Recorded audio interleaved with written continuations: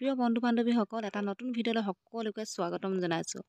আকৌ বিস্ফোৰক মন্তব্য আগবঢ়াইছে লুইনজ্যোতি ডাঙৰীয়া। লুইনজ্যোতি ডাঙৰীয়াই হিমন্ত বিশ্ব শৰ্মাৰ ওপৰত ভয়ংকৰ একদম খং উঠিল।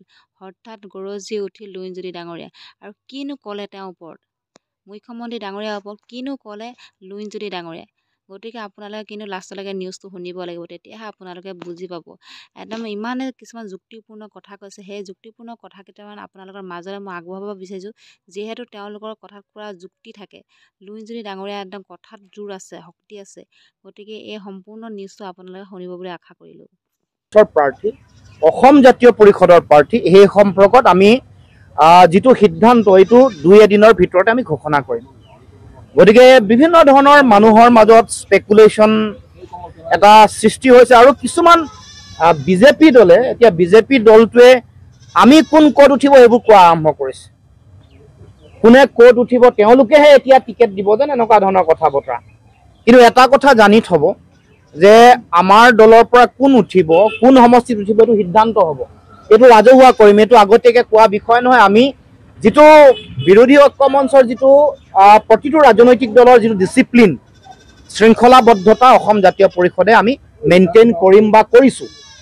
আৰু পৰৱৰ্তী দিন মইতো ক'ব খোজোঁ যে আমি আমাৰ দলৰ প্ৰাৰ্থী আমি ঘোষণা কৰিম। কিন্তু এটা কথা ক'ব খোজোঁ, তেওঁলোকে যিবোৰ কথা ক'ব খুজিছে যে তেওঁলোকে মোৰ সম্পৰ্কত যিবোৰ বক্তব্য আগবঢ়াইছে যে মই বোলে ভয় খাই পলাব খুজিছোঁ। আমাৰ দলৰ ফালৰ পৰা কোন খেলিব, ক'ত খেলিব, বিৰোধী ঐক্য মঞ্চৰ পৰা ডিব্ৰুগড়ত কোন খেলিব, সেই সম্পৰ্কত এতিয়ালৈকে আমি ৰাজহুৱাকৈ একো ঘোষণাই কৰা নাই। আৰু মই এটা কথা কৈ থ'ব খুজিছোঁ, অসমৰ ৰাইজে মোক জানে যে লুইনজ্যোতি গগৈয়ে কোনো দেশৰ প্ৰধানমন্ত্ৰী হওক, গৃহমন্ত্ৰী হওক, অসমৰ মুখ্যমন্ত্ৰী হওক, শক্তিশালী মন্ত্ৰী হওক, 5 নম্বৰত থাকক মন্ত্ৰী তালিকাৰ পৰা, 7 নম্বৰত থাকক, 3 নম্বৰত থাকক, কালৈও ভয় কৰা মানুহ নহয়।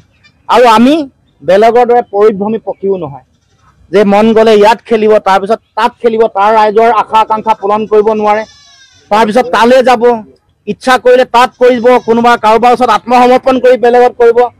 আমি এটা কথা কৈছোঁ যে অসমৰ ৰাইজক কাইলৈ মই যিটো কথা ক'ম বা যিটো কথা ক'ম সেইটো আগতেও কৈছোঁ যে মই এবাৰ কথা দিয়াৰ পাছত প্ৰাণ গ'লেও কেতিয়াও মোৰ কথা কেতিয়াও সলনি নহয়। প্ৰাণ শুনক, প্ৰাণ গ'লেও বচন সলনি নহয়।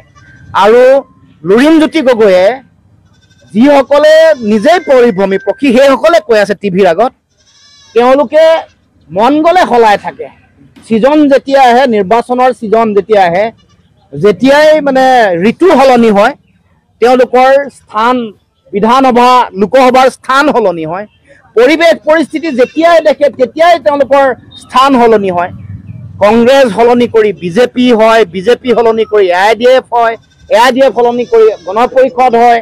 গতিকে মই মোৰ লুইনজ্যোতি গগৈয়ে কৈছোঁ, শুনক অসমৰ ৰাইজক কৈছোঁ যে মই মোৰ আদৰ্শ সলনি নকৰোঁ।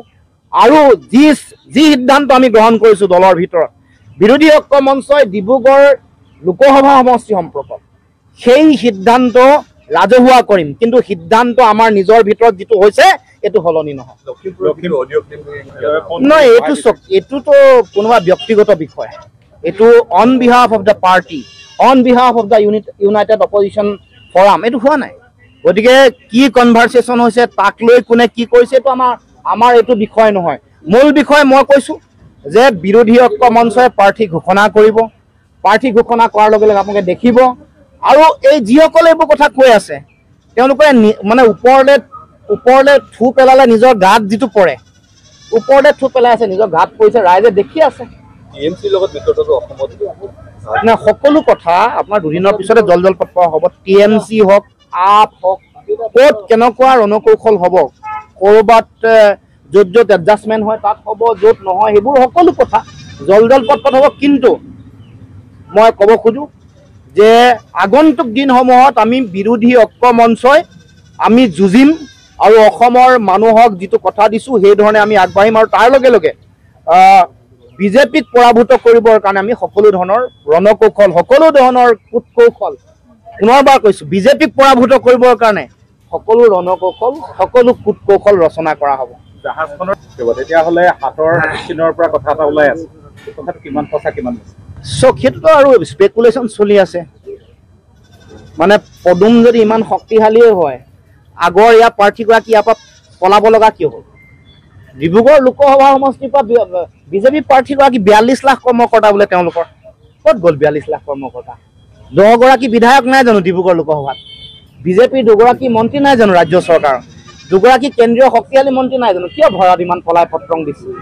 গতিকে এইটোৱেই প্ৰমাণ কৰে যে বিজেপিৰ শক্তি কিমান ডিব্ৰুগড় লোকসভা সমষ্টিত। তেওঁলোকেতো হাঁহিছিল কালি পৰহিলৈকে।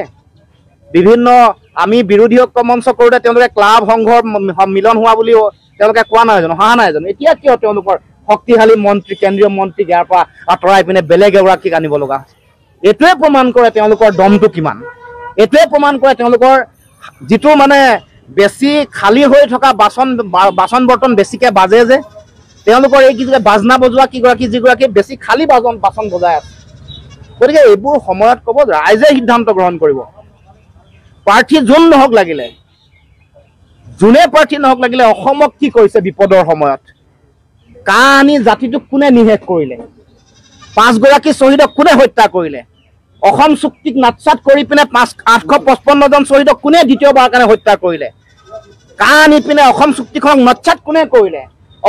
অসম চুক্তিৰ 6 নম্বৰ দফা কাৰ্যকৰী কৰিবৰ কাৰণে কমিটি বনাই, কমিটি প্ৰতিবেদন আজিলৈকে ক'ত আছে আজিলৈকে কোনেও গম নাপায়।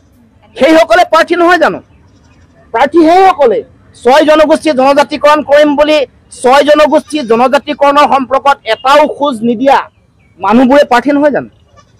গতিকে মানুহেতো মনত আছে নহয়। গতিকে ডিব্ৰুগড় লোকসভা সমষ্টি কৈ দিওঁ এতিয়া, আপোনালোকে আলোচনা যিহেতু কৰিছে, ডিব্ৰুগড় লোকসভা সমষ্টি বান গৰাখহনীয়াৰ সমস্যা ৰাষ্ট্ৰীয় সমস্যা হিচাপে ঘোষণা কৰা হ'ব।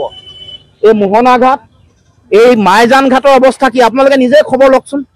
এইসকলে মানুহ নহয় জানো? বান গৰাখহনীয়া ৰাষ্ট্ৰীয় সমস্যা হিচাপে সমাধান কৰা হ'ব। এইসকলে ব্যক্তি।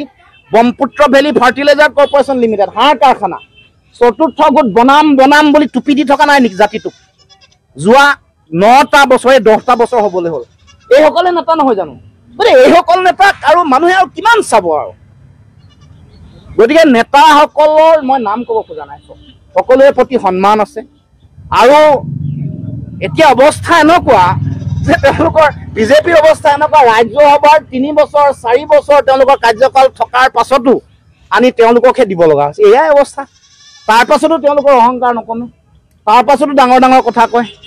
গতিকে কথাবোৰ এইবোৰেই মনত ৰাখিব। এইবাৰ এইখন যুঁজ কেৱল ডিব্ৰুগড়ৰ কোনোবা এগৰাকী প্ৰাৰ্থীৰ লগত বিজেপিৰ প্ৰাৰ্থীগৰাকীৰ যুঁজ নহয়তো, শ্বহীদৰ আত্মাৰ লগত, এই কাঁ আন্দোলনৰ 5 গৰাকী শ্বহীদৰ আত্মাৰ লগত এইগৰাকী প্ৰাৰ্থীৰ যুঁজটো হ'ব।